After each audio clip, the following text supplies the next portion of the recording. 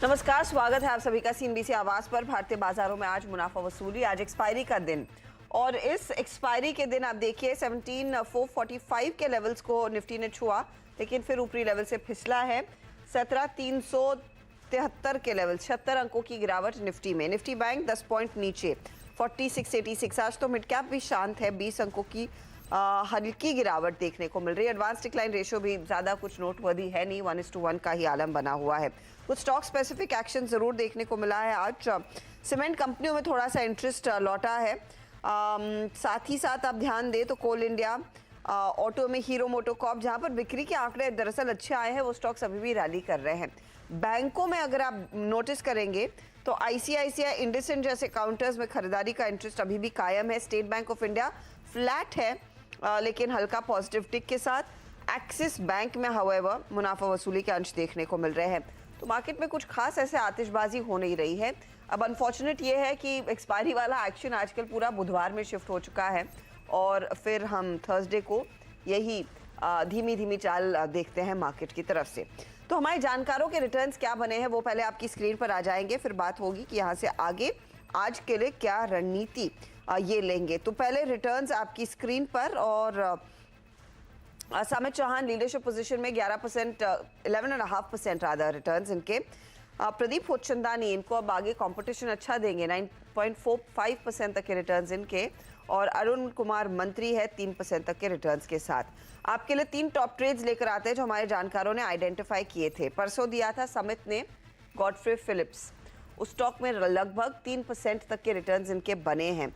शानदार प्ले रहा है ये, लेकर आइएगा प्लीज डायरेक्टर साहब वो टॉप ट्रेड्स। ये देखिए तो गॉडफ्रे फिलिप्स में करीब 3% से ज़्यादा के रिटर्न्स बने। प्रदीप होचंदानी का सोनाटा सॉफ्टवेयर लगभग 5% तक के रिटर्न्स देकर गया है।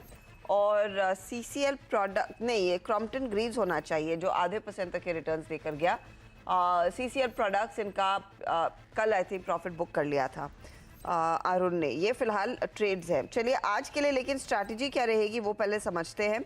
समेत एक तो एक्सपायरी का दिन, कल पूरा जोश जुनून के साथ तेजी हो गई, आज फिर फ्लैट है मार्केट। किन लेवल्स पर एक्सपायरी के चांसेस?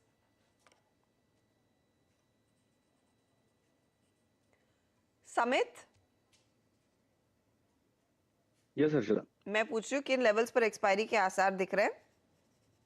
देखिए फिलहाल तो फ्लैट होने के इंडिकेशंस हैं। कल एक अच्छी खासी हमने क्लोजिंग देखी थी, बट अनफॉर्चुनेटली कुछ भी फॉलो बाइंग वहां से हुई नहीं है। बट एक है कि 17,300 17,330 के नीचे हमें नहीं लग रही है, काफी एक अच्छा सपोर्ट है वहां पे। कल हमने थोड़ी बहुत पुट राइटिंग भी देखी थी और ऊपर की तरफ 17,500 का एक रेजिस्टेंस भी दिख रहा है। तो फिलहाल तो ये रेंज में है, अनलेस आपको सेकंड हाफ में कुछ एक्शन, और अगर एक्शन आना है तो मोस्ट प्रोबब्ली ऊपर की तरफ आ सकता है। तो फिलहाल तो हमें लगता है कि ये रेंज में ही होगा, जहाँ पे 17,400 17,420 के आसपास एक अगर सेकंड हाफ में आपको रिकवरी मिलती है तो वहां पे आपको एक एक्सपायरी मिल सकती है। बट ओवरऑल हमें लगता है कि थोड़ा बहुत इंडेक्स में म्यूटेड रहेगा। स्टॉक स्पेसिफिक जो ट्रैक्शन है वो कंटिन्यू होने की पॉसिबिलिटी। ओके, तो ये फिलहाल range bound trade. Range bound trade में प्रदीप कोई खास लेवल जो आप वॉच कर रहे हैं निफ्टी या निफ्टी बैंक के लिए? Morning everyone. तो निफ्टी में हमने कल एक रेजिस्टेंस की बात की थी 17,500। तो हमारे हिसाब से ये इंपॉर्टेंट रेजिस्टेंस है जिसका क्रॉस होना जरूरी है एक सस्टेनेबल अपमूव के लिए।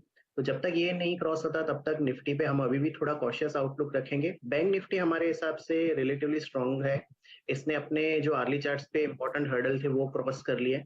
तो बैंक निफ्टी पे हमारा पॉजिटिव व्यू है। हमारा मानना है कि ये 41,000 के आसपास जो इसकी 20 डीएम है वहां तक जा सकता है। और यहाँ पे इमीडिएट जो सपोर्ट है वो इसके अर्ली चार्ट्स पे 40,300 200 के आसपास है। तो इस स्टॉप लॉस के साथ बैंक निफ्टी पे पॉजिटिव व्यू जरूर से मेंटेन किया जा सकता। ओके, अरुण आपकी अप्रोच? गुड मॉर्निंग हर्षदा जी। देखिए अगेन सेम अप्रोच है जो कि बाकी दोनों एक्सपर्ट ने कहा। जहां तक निफ्टी की बात है 17,450, मैंने कल भी कहा 17,450 जो है वो मंडे का हैमर का हाई है। जब तक वो हाई के ऊपर क्लोजिंग होके अच्छा मोमेंटम नहीं निकलता, अगेन साइडवेज कंसोलिडेशन ही बना रहेगा। नीचे में 17,300, ऊपर में 17,500, ये 200 पॉइंट की रेंज फिलहाल मुझे आज की और कल की नजर आ रही है। 17,450 के ऊपर निकलता है निफ्टी तो एक राउंड ऑफ आपको बाइंग अगेन देखने को मिल सकती है कल के सेशन में। तो ऊपर में 17,450, नीचे में 17,300, ये लेवल मुझे नजर आ रहा है। 150 पॉइंट का लेवल आज और कल में इसी रेंज में मुझे लग रहा है निफ्टी ट्रेड होता हुआ रहेगा। ओके, तो ये फिलहाल आपके लिए लार्जली इंडेक्स की स्ट्रैटेजी है, लेकिन ट्रेड्स क्या लेने हैं वो जानना ज़रूरी है, क्योंकि फिर से मार्केट स्टॉक स्पेसिफिक्स पर ही फोकस करेगा। तो अरुण मंत्री का दरअसल पोर्टफोलियो स्क्रीन पर लेकर आएंगे। मजगांव डॉक जो कल दिया था 738 पर, आज सुबह में इसमें से एग्जिट कर लिया है। सीसीएल प्रोडक्ट के ट्रेड को ये अभी भी होल्ड कर रहे हैं। ये आपके लिए अरुण का अपडेट है। अरुण, अब बताइए नया ट्रेड क्या लेंगे? अगेन नया ट्रेड ऑटो सेक्टर से मुझे लग रहा है ऑटो एंसिलरी में काफी अच्छा मोमेंटम नजर आ रहा है, तो जेबीएम ऑटो को मैं लेके चलूंगा। 588 590 के आसपास ट्रेड कर रहा है। मुझे जेबीएम ऑटो में 640-50 के लेवल आपको देखने को मिल सकते हैं, तो जेबीएम ऑटो में करंट लेवल पे खरीदारी करें। 570 का स्टॉप लॉस लगाएं और 650 का टारगेट। 570 का स्टॉप लॉस, 650 का target. JBM auto buy call आपके सामने 18 रुपए ऊपर है वो ट्रेड। समित के पास चलते हैं। समित के पोर्टफोलियो में गॉडफ्रे फिलिप्स, शैफलर इंडिया। गॉडफ्रे में कल प्रॉफिट बुक किया, शैफलर में आज सुबह में 3135 के लेवल्स पर। आईएक्स को ये होल्ड कर रहे हैं। नया क्या जोड़ेंगे समित? यहाँ पे राइट्स लिमिटेड हमें अच्छा लग रहा है। काफी टाइम से ये स्टॉक कंसोलिडेट हो रहा था और एक कहीं ना कहीं एक बेस फॉर्मेशन उसका प्रोसेस में था 200 डे एवरेज के आसपास। आज स्टॉक ने एक अच्छा खासा ट्रैक्शन दिखाया। जो नियर टर्म हर्डल्स थे 340 के आसपास, वो आज सरपास किए हुए। और इम्पोर्टेंटली लास्ट 1-1.5 घंटे का अभी तक ट्रेडिंग हुआ है, बट वॉल्यूम काफी ज्यादा बढ़ चुके हैं। लास्ट 5-6 दिन के एवरेज वॉल्यूम से ऑलमोस्ट ट्वाइस वॉल्यूम से हो चुका है। तो इसलिए हमें लगता है कि राइट्स यहाँ पे एक पोटेंशियल बाय बन सकता है, जिसमें 333 का स्टॉप लॉस होगा और यहाँ पे 378 के टारगेट्स होंगे। 378 के टारगेट के लिए राइट्स में तेजी करके चले। कई सारे रेलवे के ऑर्डर्स की खबरें हम आपको सुबह में दे रहे थे, जो टीटागढ़ भेल आरवीएनएल से जुड़ी हुई थी। राइट्स भी आज फोरफ्रंट पर 4% ऊपर है। 378 के टारगेट के लिए मौका तेजी का। 333 पर स्टॉप लॉस लगाइए। प्रदीप का पोर्टफोलियो अब स्क्रीन पर आ जाएगा। एक तो वरुण बेवरेजेस, ये समर थीम के लिहाज से ये स्टॉक इनके पोर्टफोलियो में अभी भी बना हुआ है। सोनाटा सॉफ्टवेयर जो इन्होंने जोड़ा था वहां पर प्रॉफिट बांध लिया। वरुण होल्ड कर रहे हैं कि एग्जिट किया आपने प्रदीप? हर्षदा, वरुण बेवरेजेस मैंने कल ही कॉस्ट के आसपास एग्जिट कर लिया था, तो अभी मेरे पोर्टफोलियो में कोई स्टॉक नहीं है। ओके, तो मेरे ख्याल में मेरा अपडेट थोड़ा सा ठीक नहीं है। आप नया क्या जोड़ेंगे? जी, तो ऑटो एंसिलरी स्पेस से सुप्राजीत इंजीनियरिंग को मैं जोड़ना चाहूंगा। सुप्राजीत अपने short term as well as longer term charts पे बहुत अच्छे ब्रेकआउट कंफर्म कर रहा है। आज के इसके वॉल्यूम भी काफी अच्छे हैं और ये आरली चार्ट्स पे ब्रेकआउट कंफर्म कर रहा है, तो 362 के करंट रेट पे सुप्राजीत को ऐड करना चाहेंगे। स्टॉप लॉस यहाँ पे रहेगा 352 का और 390 के इसमें टारगेट रहेंगे। सुप्रजीत में एक तेजी का ट्रेड, 390 के लिए एक मौका खरीदारी का बनकर चलेगा। 352 के आसपास स्टॉप लॉस लगाए। प्रदीप, नया ट्रेड है? फिलहाल मैं स्टॉक जोड़ूंगा और दोपहर में बाद में कोई और स्टॉक कंफर्म आएगा तो फिर मैं फिर से आपके पास आऊंगा नए स्टॉक के एडिशन के लिए। ओके, तो दोपहर में प्रदीप की तरफ से ट्रेड आएगा। समित और अरुण, आप सोच लीजिए इस समय ट्रेड है या नहीं, तब तक हम एक कॉर्पोरेट स्कैन कर लेते हैं। क्रॉम्पटन ग्रीव्स हाल फिलहाल में, और क्योंकि क्रॉम्पटन ग्रीव्स की चर्चा इसी मंच पर हुई है जहां पर आप लोगों ने मुनाफा भी बुक किया, उसकी अगर बात करें तो दरअसल कंपनी ने कम बिजली खपत वाले कुछ नए प्रोडक्ट्स लॉन्च किए एकदम सही समय पर। गर्मियों से ठीक पहले ये प्रोडक्ट्स इंट्रोड्यूस किए गए हैं। इसका आउटलुक क्या है, किस तरह का ऑफटेक लार्जली बनता हुआ दिखाई देगा? कंपनी के सीईओ और ईडी मैथ्यू जॉब हमारे साथ जुड़ गए हैं। मिस्टर मैथ्यू, स्वागत है आपका। Thank you for taking time out. अगर एक अंदाजा दे सके, जो न्यू एनर्जी एफिशिएंट फैंस आप लोगों ने लॉन्च किए हैं।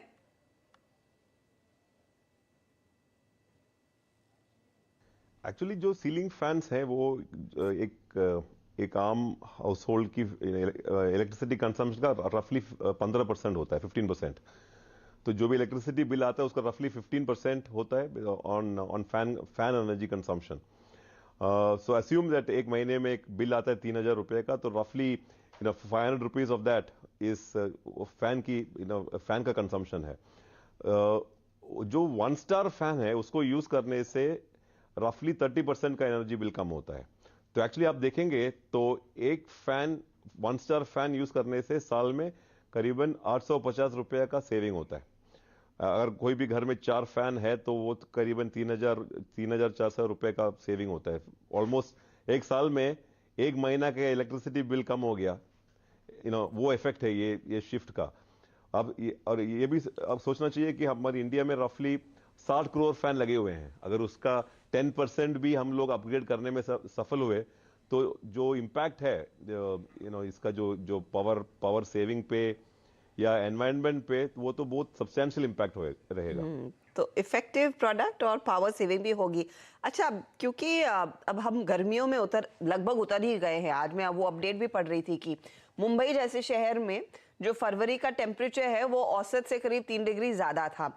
आपने आईएमडी की तरफ से प्रिडिक्शन सुना होगा कि मार्च से लेकर मई तक बहुत भीषण गर्मी होने वाली है। इसका इम्पैक्ट लार्जली हम देख रहे हैं डिमांड पर आएगा। हमने कुछ दिन पहले ब्लू स्टार के मैनेजमेंट से भी बात की कि पिकअप देखने को मिल रहा है, इंटरेस्ट आने लगा, इंक्वायरीज हो रही हैं। आपके लिए सिचुएशन कैसी है? क्या आपको लग रहा है डिमांड में पिकअप अभी से आ चुका है? क्या पर्याप्त इन्वेंट्री है आपके पास? क्या प्रोडक्शन रैंप अप करेंगे इस डिमांड को मीट करने के लिए? एक्चुअली अगर समर जो अप्रैल जून सीजन है, अगर वो स्ट्रॉन्ग समर रहता है तो जो भी सीजनल प्रोडक्ट्स है, फैन, एयर कूलर्स, पंप्स, उसका डिमांड पे बहुत पॉजिटिव इम्पैक्ट होता है अगर समर हार्श होगा तो अगर हम देखेंगे लास्ट 6 महीने से जो ये प्रोडक्ट्स का डिमांड पे कुछ स्लो डाउन है, प्राइमरली जो प्राइस इंक्रीज और इन्फ्लेशन की वजह से हुआ है। हमारे एक्सपेक्टेशन है कि समर अगर जैसे जो भी प्रेडिक्शन है उसके हिसाब से अगर समर हार्श समर रहेंगे तो वो इन प्रोडक्ट्स के लिए प्राइमरली फैंस, एयर कूलर्स और पंप्स के लिए वो उसका डिमांड उस सीजन में, अप्रैल जून सीजन में स्ट्रांग होगा अगर समर हार्श रहेगा तो हमारा वही एक्सपेक्टेशन है। जो आपका सवाल है, जो प्रोडक्शन कैपेसिटी और सप्लाई करने का जो कैपेसिटी है, उसमें कोई क्रॉम्पटन की साइड में कोई इश्यू नहीं है। हमारा कैपेसिटी है, जो भी डिमांड होगा इन प्रोडक्ट्स का उसको मीट करने के लिए। ऑन द अदर साइड, क्या प्राइसिंग को लेकर क्या आपके प्लान रहेंगे? कंसिडरिंग आप एक तो पीक सीजन में उतर रहे हैं, इन्फ्लेशन का कुछ इम्पैक्ट आया है, कुछ प्राइस हाइक्स करने की जरूरत या गुंजाइश है? अगर आप देखेंगे तो लास्ट 1 ईयर की अगर हम बात करेंगे तो अगर कॉस्ट साइड पे देखेंगे फैन का फॉर एग्जांपल या पंप का, अगर कॉस्ट साइड पे देखेंगे करीबन लास्ट 12 to 18 मंथ्स में देखेंगे तो करीबन कॉस्ट साइड में इम्पैक्ट है 30% का। ओके। लेकिन हमने अगर देखेंगे जितना उसमें खाली 30% कॉस्ट साइड में इंक्रीज हुआ है तो खाली 20% हमने कंज्यूमर को पास ऑन किया है। अगर आप देखेंगे अभी जो स्टार रेटेड फैंस का लॉन्च हुआ, अगर कॉस्ट देखेंगे नॉन स्टार रेटेड फैंस से कंपेयर करेंगे तो करीबन 15% का कॉस्ट इंक्रीज है star rated fans, 1 star fan का जो कॉस्ट का सवाल है तो। लेकिन अगर आप देखेंगे तो हमने खाली 5% का प्राइस इंक्रीज पास किया है मार्केट में। और हमारा ये ऑब्जेक्टिव है कि अगले 6 महीने में हमारा जो R&D डिपार्टमेंट है वो काम करके इस प्राइस या कॉस्ट डिफरेंस को 15% से कम करके करीबन 5% तक लेके आ पाएंगे। इसकी वो ऑब्जेक्टिव को मन में रखते हुए हमने ये प्राइस इंक्रीज खाली 5% पास किया है। और आगे जाके भी हम लोग जो प्राइस इंक्रीज पास करेंगे, अगर कमोडिटी इन्फ्लेशन और भी जाके आगे कमोडिटी और प्राइस बढ़ते हैं तो हमको वो कॉल लेना पड़ेगा कि हम मार्केट कितना तैयार रहेगा उन प्राइस हाइक्स के लिए। लेकिन आपने लार्जली मैनेज किया है, पूरी तरह से पास ऑन नहीं किया, तो थोड़ा सा स्कोप रहेगा अगर इन्फ्लेशन कॉस्ट बढ़ जाते हैं कि थोड़ा सा पास ऑन करें और पूरा बोझ दरअसल कस्टमर्स पर ना डालें।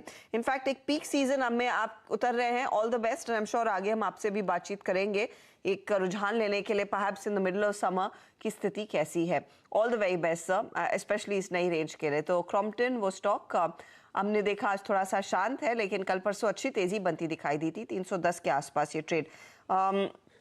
इस पर मैं एक टेक चेक वैसे लेना चाहती हूँ क्योंकि आपके ये पोर्टफोलियो में रहा है। मुझे बताइएगा अरुण, क्या एक अपॉर्चुनिटी है इसको कैरी करने की गोइंग फॉरवर्ड, अगर हमारे किसी दर्शक ने रखा है स्टॉक? देखिए डेफिनेटली अगेन वही सेम थीम पे ही मैंने सभी स्टॉक्स दिए थे जो कि समर के आसपास यूजुअली ऐसे स्टॉक्स में मोमेंटम आता है। तो 315 317 के आसपास नेक्स्ट रेजिस्टेंसेस जो नजर आ रहे हैं वहां तक ये स्टॉक जा सकता है। अगर किसी ने अभी भी होल्ड करके रखा है तो होल्ड करके कर सकते हैं। अपने कॉस्ट का ट्रेलिंग स्टॉप लॉस लगा ले, 307 का स्टॉप लॉस लगा के होल्ड करें। 315-16 आता है तो वहां पे अपना पूरा प्रॉफिट बुक करके निकलें। ओके, चलिए वक्त हो रहा है एक ब्रेक का। ब्रेक के बाद शायद आपका एक और नया ट्रेड आपने आइडेंटिफाई कर लिया है, उसकी बातचीत होगी। समझ से भी पूछेंगे इनके हाथ नया ट्रेड है या नहीं, लेकिन फटाफट ब्रेक और फिर रिकैप।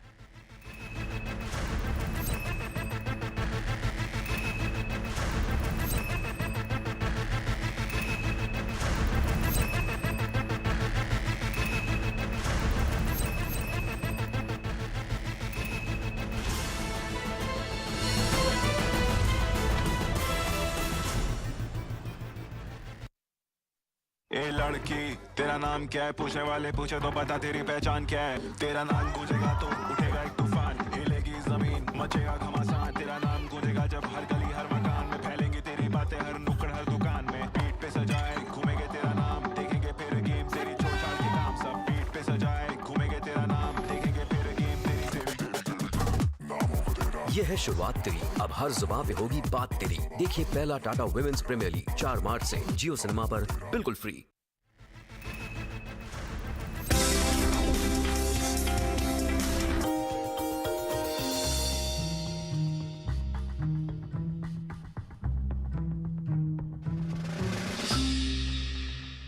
डू यू नो में आज हम बातचीत करने वाले हैं पेंट स्पेस की मेगा कंपनी बर्जर पेंट्स के बारे में। दरअसल बर्जर पेंट्स से जुड़े हुए कई सारे इंटरेस्टिंग फैक्ट हैं, लेकिन सबसे इंटरेस्टिंग फैक्ट पहले तो इस कंपनी के नाम के साथ ही शुरुआत करते हैं, जहां पर इस कंपनी का जो नाम है वो कंपनी के एक्चुअल ओनर लुइस बर्जर के नाम पर रखा गया था।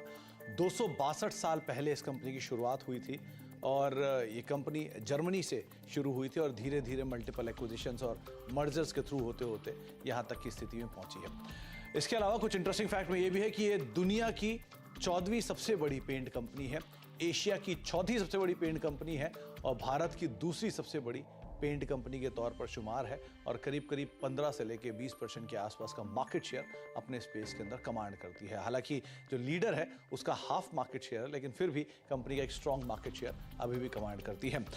बर्जर पेंट्स इंडिया में करीब करीब 99 साल पहले से कामकाज कर रही है और एक इंटरेस्टिंग पार्ट ये भी है कि 99 साल पहले इसका नाम था हैडफील्ड इंडिया, जिसके साथ इसने शुरुआत की थी कोलकाता में और वहां से धीरे धीरे फेरबदल होना शुरू हुआ। Hero MotoCorp, royal Enfield, Ashok Leyland, Tata Motors, TVS, Yamaha, साथ ही साथ hero group, Honda group, Bajaj group, ये सब वो ग्रुप्स हैं जो कि बर्जर पेंट का पेंट यूज करते हैं और अलग अलग व्हीकल्स जो हैं कंपनी के वो इन प्रोडक्ट यानी बर्जर के प्रोडक्ट्स के जरिए आप मार्केट में देख भी पा रहे हैं। साथ ही साथ एक इंटरेस्टिंग फैक्ट ये भी है कि एक समय पर बर्जर पेंट्स को श्री विजय माल्या ओन करते थे, जबकि उनके फादर मिस्टर विठल माल्या ने मल्टीपल एक्विजिशंस के थ्रू इस कंपनी को भी एक्वायर कर लिया था और लेटर ऑन कंपनी ने या फिर विजय माल्या साहब ने इस कंपनी को एक अच्छे हैंडसम प्रॉफिट के साथ करीब करीब $66 मिलियन के प्रॉफिट के साथ इस कंपनी को एग्जिस्टिंग प्रमोटर्स को बेचा।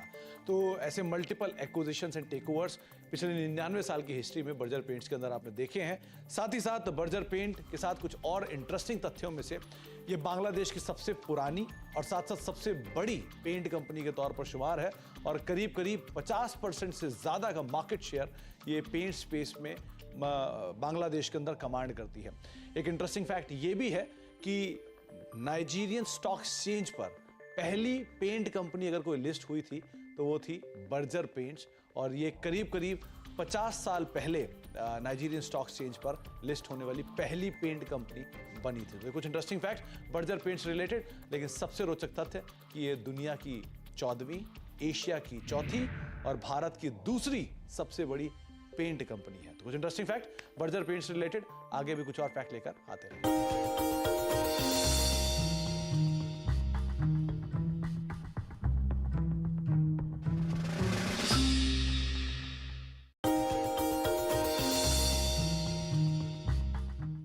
डू यू नो में आज हम बातचीत करने वाले हैं दुनिया की सबसे बड़ी पिज्जा कंपनी के बारे में। दरअसल डोमिनोज आज हमारा टॉपिक है और डोमिनोज के बारे में बहुत सारे इंटरेस्टिंग फैक्ट है। इस कंपनी की शुरुआत 1960 में टॉम और जेम्स मोनेगन के नाम से के जो दो भाई थे उन्होंने इसकी शुरुआत की थी और दरअसल उन्होंने एक रेस्टोरेंट खरीदने के बाद इस कंपनी की शुरुआत की थी। शुरुआत में इस कंपनी का नाम जो था वो डोमिनिक था, लेकिन बाद में एक डिलीवरी पार्टनर के कहने पर उन्होंने इस कंपनी का नाम चेंज कर दिया और डोमिनोज के तौर पे इसका नाम शुमार होता हुआ दिखाई पड़ा। एक और इंटरेस्टिंग फैक्ट ये भी है कि जो दो पार्टनर थे टॉम और जेम्स, उनमें से 8 महीने के बाद ही जेम्स साहब ने अपना एक कारोबार या अपने कारोबार का हिस्सा जो है वो एक ओल्ड या पुरानी फोक्सवैगन बीटल के बदले में टॉम साहब को बेच दिया, क्योंकि वो अपने बाकी कारोबार पे जो कि वो पोस्ट ऑफिस में काम करते थे उसके अंदर फोकस करना चाहते थे। तो उन्होंने कहा कि वो रेस्टोरेंट कारोबार में इंटरेस्टेड नहीं है, इसलिए टॉम साहब को उन्होंने पूरी कंपनी का अपना हिस्सा बेच दिया और आप उसके बाद देखिए रही टॉम साहब ने किस तरह से इस कारोबार को इतना बड़ा किया है। 30 साल तक डोमिनोज महज 2 तरह के 2 साइजेस के पिज्ज़ाज को डिलीवर करता था, जिसमें 11 टॉपिंग और उसके अलावा एक soft drink Cola company offer करती रही है। ये 30 साल तक का हिस्सा रहा है, लेकिन विद टाइम कंपनी ने एक बड़ा इवोल्यूशन दिया है। इसके अलावा एक और इंटरेस्टिंग चीज़ ये भी है, कंपनी पहले दिन से ही सिर्फ डिलीवरी के ऊपर फोकस कर रही है, क्योंकि जो कंपनी के शुरुआती रेस्टोरेंट थे वहाँ पर बैठने की इतनी जगह नहीं होती, तो उन्होंने कहा चलो डिलीवरी से शुरू करते हैं, और धीरे धीरे करके कंपनी का कोर कारोबार ही अब डिलीवरी के तौर पर बदलता हुआ दिखाई पड़ा है। और कंपनी के लोगों में आपने अक्सर 3 डॉट्स देखे होंगे। दरअसल वो 3 डॉट जो थे वो कंपनी के पहले 3 रेस्टोरेंट को सिंबलाइज करते हैं। हालांकि कंपनी की मैनेजमेंट ये चाहती थी वो धीरे धीरे इसको और बढ़ाएं, लेकिन जिस तरह से स्टोर एक्सपेंशन हुआ उनका लोगो छोटा पड़ गया, इसलिए उन्होंने शुरू 3 ही डॉट के साथ अपने लोगों को कंटिन्यू किया। उसके अलावा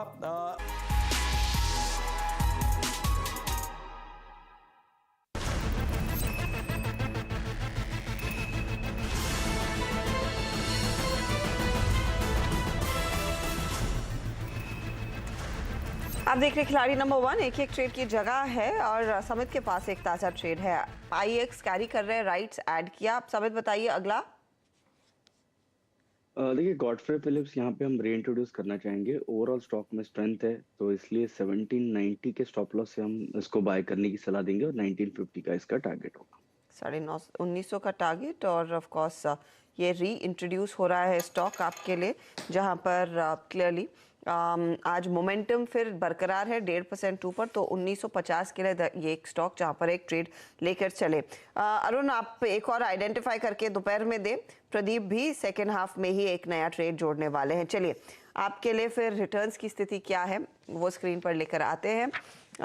हमारे पास एक नया ट्रेड आया है प्रदीप और अरुण की तरफ से, और ऑफ कोर्स अमित ने 2 ट्रेड्स दिए। IEX 155 के लिए कैरी किया, राइट्स 378 का टारगेट है, 333 स्टॉप लॉस, और फिर गॉडफ्रे में 1950 टारगेट और 1790 का स्टॉप लॉस आप लगाकर चलेंगे। रिटर्न्स देखिए फटाफट से।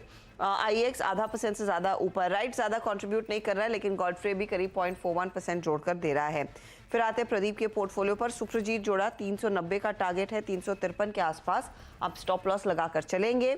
यहाँ पर 2.5% तक की कमाई होती हुई इस ट्रेड के जरिए। अरुण ने CCL प्रोडक्ट कैरी किया, 600 का टारगेट, 542 का स्टॉप लॉस। JBM ऑटो नया जोड़ा, 650 का टारगेट है, 570 स्टॉप लॉस। CCL लगभग 1% के रिटर्न्स, 0.81% के रिटर्न्स जोड़ रहा है, 0.44% के रिटर्न्स JBM ऑटो जोड़ता हुआ। तो अब आपके लिए ताज़ा तस्वीर लेकर आ रहे हैं। 13% के रिटर्न्स हो चुके हैं समित के, और एकदम उनके पीछे हैं प्रदीप चंदानी अपने 12.2% के रिटर्न्स के साथ। तो ये मुकाबला और इंटरेस्टिंग हो रहा है, और 3.5% से ज़्यादा के रिटर्न्स अरुण कुमार मंत्री इस समय एंजॉय करते हुए। ये है आपके लिए ताज़ा तस्वीर खिलाड़ी नंबर 1 की। आगे जो भी चेंज होगा उसकी जानकारी आपके साथ शेयर की जाएगी सोशल मीडिया पर, और ऑफ कोर्स एक दोपहर में अपडेट लेकर आएंगे भी मिड कैप मंत्र में। लेंगे एक ब्रेक के बाद फोकस कमोडिटी मार्केट की हरकत पर। देखते रहिए CNBC आवाज़।